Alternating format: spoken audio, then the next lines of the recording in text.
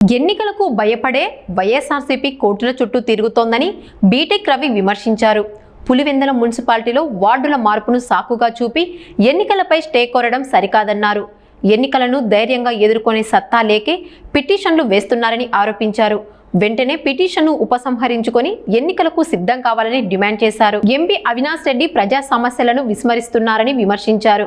Tadipatri, Muddanur, 4 lane అనుసంధానం వంటి సమస్యలపై దృష్టి పెట్టాలని బీటెక్ రవి సూచించారు. అందరికీ నమస్కారం.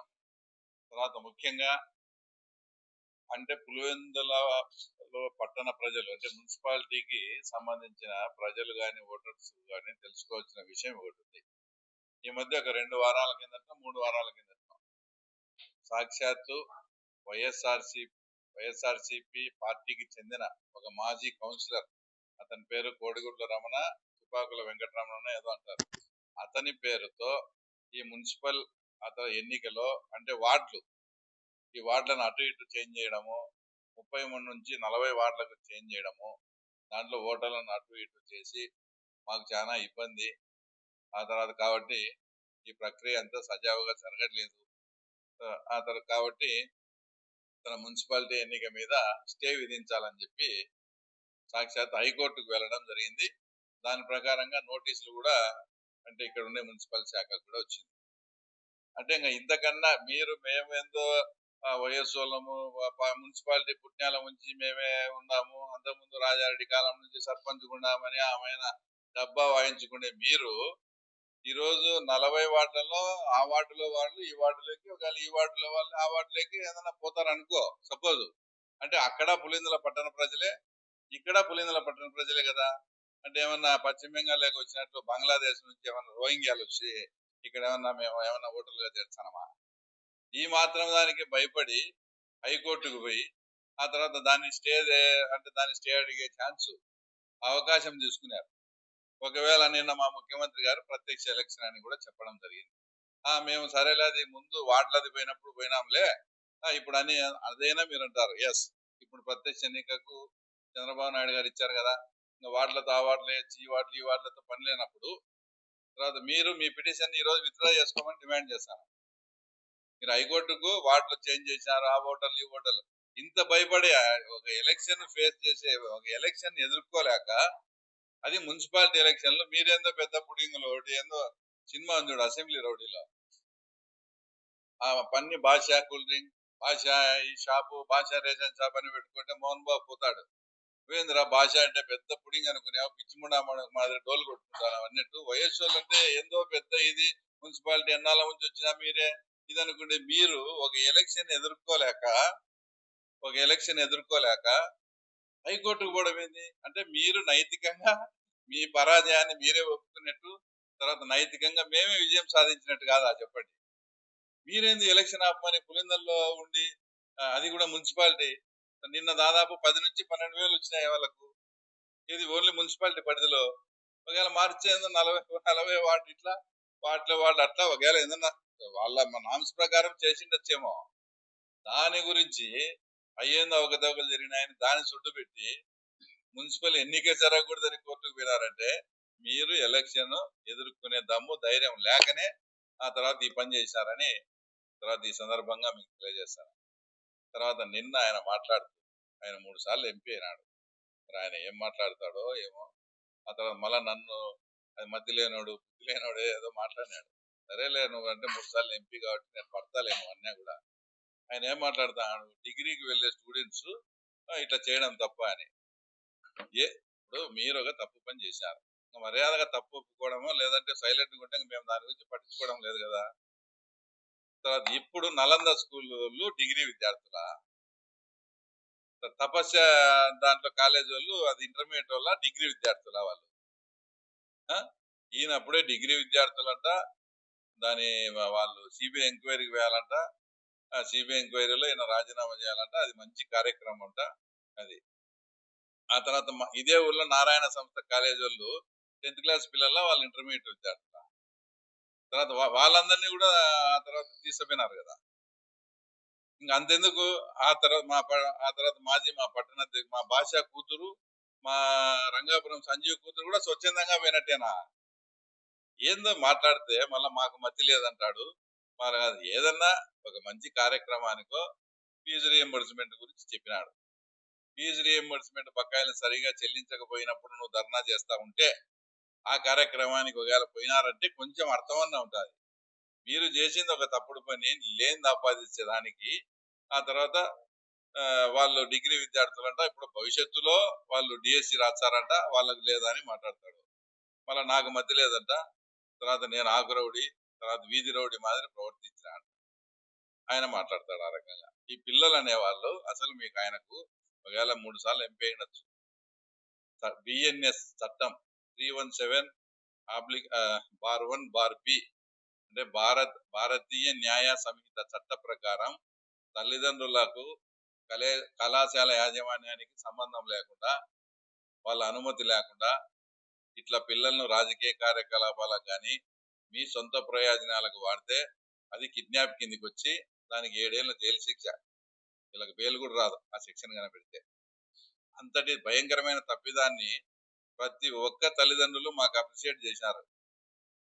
మీ పిల్లల్ని హైదరాబాద్ లో ఉండే పిల్లలను బిఆర్ఎస్ ధర్నా చేసి ఆ ధర్నాకు మీ ఎంపీ గారి పిల్లలు హైదరాబాద్ నుంచి తీసుకుపోయినప్పుడు అప్పుడు ఈ బాధ తర్వాత అప్పుడు అర్థమవుతుంది ఆమె. ఇప్పుడు కాదు. మాకు పద్ధతుల గురించి ఆ తర్వాత వాటి గురించి అవన్నీ చెప్తాడు. నీకు పద్ధతి అసలు చాలా మంది మీ తెలుగుదేశం పార్టీ ఆఫీస్ ఓపెన్ చేసినాక మీరు కాఫీ టీ టయానికి ఏ కార్యక్రమం ఉంటే దానికి బ్రేక్ఫాస్ట్ లంచ్ పెడతారు కాబట్టి మిమ్మల్ని చూసి మాకు ఈ మధ్య పెడతారు.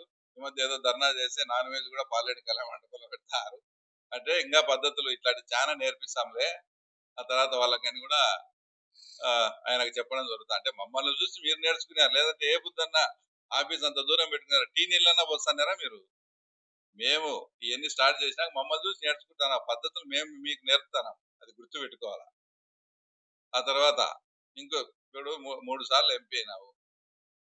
ఏదో ఎంపీ నువ్వు మాట్లాడుకో ఆడేదన్నా ఉంటే ప్రజా సమస్యలు దేశానికి సంబంధించింది కాన్స్టిట్యున్సీకి సంబంధించింది మాట్లాడతారు. అంటే పద్ధతుల గురించి ఆయన నాకు నిన్న ఆయన ఏమన్నాడు మతి లేనోడు బుద్ధి లేనోడు అంటే నీకు బాగా మంచి బుద్ధి అన్ని ఉంటే ఈయన 3 సార్లు పార్లమెంట్కి పంపిస్తే ఈయన పార్లమెంట్ లో మాట్లాడేది ఏంది తనకు సంబంధించిన మున్సిపల్ చైర్మన్ చీఫ్ ఫామ్ పెట్టాడని దాని రేట్లు తగ్గినాయి నాటుకోడి రేట్లు పెరిగినాయని చెప్పి మాట్లాడతాడు అసలు పార్లమెంట్ లో. ఒక్కసారి నువ్వు ఏం మాట్లాడినావో నువ్వన్నా ఆలోచన చేసుకో. దాని గురించి ఎన్ని ట్రోల్స్ నీ మీద వచ్చినాయన్నా చూసుకో.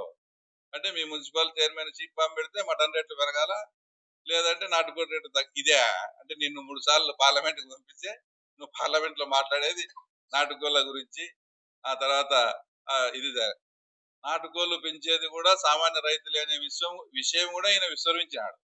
ఈయనకు బుద్ధి ఈయనది ఇది అట్లుంటది. కాబట్టి మేము ఫైనల్ గా ఇంకోటి మొన్న కూడా మాట్లాడినా మీ పుట్టిన ఊరు మీ తాత మీ అబ్బగారు ఊరు బలపనూరు మీదుగా 4 లైన్ వేయాలనా ఏడికి తాడిపత్రికి 4 లైన్ ఉంది. ముద్దునూరు టు తాడిపత్రి ఆ లైన్ కు లాయలాపురం నుంచి కలిపితే పులివెందుల ప్రజలకు చాలా మంది బాగుంటది. ఇంక ఈ నుంచి హైదరాబాద్ నువ్వు రోజు హైదరాబాద్ పోయేది కూడా ఆ రూటే పోవాలి. మీ తాతగారు ఊరు మీ అబ్బగారు ఊరు సొంత ఊరు. ఈ నుంచి బలపనూరు పోయేది 4 లైన్ అడగకుండా ఆల్రెడీ శాంక్షన్ ఎస్టిమేట్ అయిన ముద్దునూరు నుంచి కడపది అడుగుతాడు. ఈయనకు పులివెందుల ప్రజల పట్ల కానీ ఇది కానీ ఏం లేదు. ఫైనల్ గా మాకు బుద్ధి లేదన్నావు ఇంకోటి అన్నావు సరే మేమైతే ఒప్పుకుంటాంలే సరేలే కానీ నువ్వు మంచి బుద్ధి నీకు అన్ని ఉన్నాయి కాబట్టి ఈ రకంగా తల్లిదండ్రులకు తెలియకుండా వాళ్ళ పిల్ల ఇంతవరకు ఇంకా నేనేమనుకుంటానా ఎంపీ గారికి తెలియకుండా వాళ్ళ ఆ గ్యాంగ్ చేసినారేమో అనుకుంటానా. ఈయన స్వయంగా ఈయనే దానికి అతను మంచిదని సర్టిఫికెట్ ఇస్తాడు. కాబట్టి మీరు చేసింది 100% తప్పు. ఆ తర్వాత వచ్చి 100% తప్పు మీరు చేసింది. కాబట్టి ఇంకోటి నిన్న ఆయన ఏం మాట్లాడినాడు లోకేష్ కు వ్యతిరేకంగా చేసి సిబిఐకి వేయాలంట. సాక్షాత్తు సిబిఐ నిన్ను ముద్దాయని తెచ్చే ఇంకా ఎందుక మళ్ళా మాటిమాటికి మన ఆయమను వాళ్ళ మదర్ అడ్డం పెట్టుకొని కర్నూలులో చేసిన రాద్ధాంత బందా చేసి అరెస్ట్ కాకుండా తప్పించుకునే నువ్వు సిబిఐ గురించి మాట్లాడతాడు. ఎస్ సిబిఐ చెప్తాది సిబిఐకి చెప్తాది. ఆల్రెడీ ముందు సిబిఐ నిన్ను నిర్ధారించింది కదా. అంటే సిబిఐ మంచి సంస్థనే కదా నువ్వు చెప్పేది. సిబిఐ మంచి సంస్థ సిబిఐ నిన్ను ముద్దాయిగా నిర్ధారించినప్పుడు మళ్ళీ కాదని ఎందుకు చెప్తాను? ఏదన్నా మాట్లాడేటప్పుడు ముందు వెనక ఆలోచించుకోవాలా. కాబట్టి నీకు మంచి బుద్ధి ఉంది, నువ్వు 3 సార్లు పార్లమెంట్ సభ్యుడు అయినావు, ఇట్లా తల్లిదండ్రులకు తెలియకుండా ఇట్లా చేయడం, తీసుకుపోవడం అనేది 100% తప్పు. నువ్వు తల్లిదండ్రులకు బేసరతుగా క్షమాపణ చెప్పాలని డిమాండ్ చేస్తాను. అట్లా అది రైట్ అని పొంకుతావా, అది ఇంకా మిగతాది నీ విజ్ఞతకి వదిలేస్తాను. అక్కడ మీరు ఇట్లా పంపించడం తప్పని అడిగినాం. తప్పితే ఇప్పుడు వాళ్ళు ఈ కేసులు పెట్టాలా ఇదంతా కాకముందే వాళ్ళు దాంట్లో వాయిస్ ఏమనుంది, మమ్మల్ని వచ్చి బెదిరించారు, మేము అందుకే పెట్టామని చెప్పాము. ఇప్పుడు వాళ్ళ విద్యా సంస్థల వాళ్ళు ఆటోమేటిక్ గా ఏమి ఇది కాలేదనుకో, వాళ్ళకి వాస్తవం కూడా జరిగకుంటే వాళ్ళ కళాశాలకి ప్రమాదం ఏర్పడే పరిస్థితి వస్తుంది. కాబట్టి వాళ్ళు ఆలోచన చేసుకొని జరిగినట్టు ఇస్తామని వాళ్ళు ఇచ్చుకున్నారు. దాంట్లో ఇదేముంది, అది పోయింది వాస్తవం కాదా? చిన్న పిల్లల్ని అడిగినా చెప్తారు. మా దాంట్లో మా సంజీవ్ కూతురు, మా భాష కూతురు ఉంది కదా, నలంద స్కూల్లోకి క్లాస్ రూమ్ వచ్చి జస్వంత్ అనే అతను, రామలక్ష్మణ్ అనే అతను, రేపు మీరు ఈ టైం నుంచి ఈ టైంకి రావాలా, అది ఇదని కూడా చెప్పినారు. ఇంకోటి ఎంపీ గారు నిన్న మాట్లాడినారు కదా, స్వచ్ఛందంగా వచ్చారని. స్వచ్ఛందంగా వచ్చినారని తెలిసినప్పుడు పిల్లలు నిజంగా మా గ్రేట్ ఎంపీ 3 సార్లు ఆయన పార్లమెంట్ సభ్యుడు, ఆయన ఒక ధర్నా చేస్తా అంటే మేము ఆ ధర్నాకు పోవాలని ఇంటికాడనే చెప్పి మామూలు డ్రెస్సులో వస్తారు. ఎవరైనా స్కూల్ యూనిఫామ్ లో వస్తారా చెప్పండి? ఏదైనా మాట్లాడితే మళ్ళీ నాకు బుద్ధి లేదంటాడు ఆయన, అది వేరే విషయం. కళాశాల యజమానులు ఆడ ఏం జరిగితే అదే రిపోర్ట్ ఇచ్చినారు తప్ప ఇంకోటి ఈ పులివెందుల్లో ఏమి ఈ వైఎస్ వాళ్ళు అడ్డా అని చెప్పుకుంటే ఈడ మేము చెప్తే కేసులు పెడతారా? వాళ్ళకి అది అన్యాయం అనిపించింది, వాళ్ళు ఇరక్కపోతారు కాబట్టి వాళ్ళు కేసులు పెట్టి ఆ తర్వాత వాళ్ళు చూసుకున్నారు అంతే తప్ప దీంట్లో మా ప్రమేయం ఏం లేదు. ఇంకోటి ఏందో ఆ రోజు అన్యాయం, కానీ ఇప్పుడు వాళ్ళతో ధర్నా అన్యాయం. నేను ధర్నా చేపించినా వాళ్ళతో, వాళ్ళు స్వచ్ఛందంగా డిఎస్సికి అనుకూలంగా ధర్నా కూడా చేస్తామన్నారు. కానీ అంత అంత అవసరం లేదు, మీరు చేసింది తప్పని వాళ్ళకు సున్నితంగా హెచ్చరించినాం అంతే.